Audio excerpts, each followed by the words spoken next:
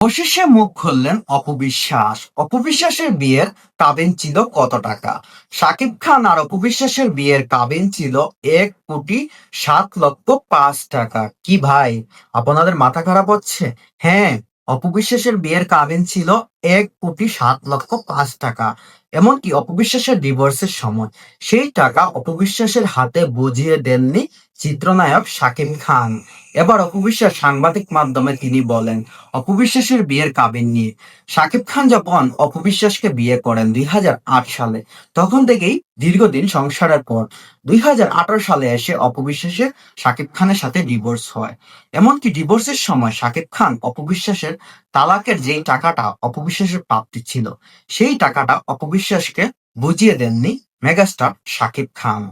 অপবিশ্বাস বলেন, শাকিব খান এমন একজন মানুষ, সে আমার সন্তান জন্ম হওয়ার পরও শাকিব খানের বাবা-মা কিন্তু তার ফ্যামিলির কেউই আমার ছেলেকে দেখতে আসেনি। আমি অনেকবার ফোন করেছি তাদেরকে আমার ছেলেকে দেখার জন্য। কিন্তু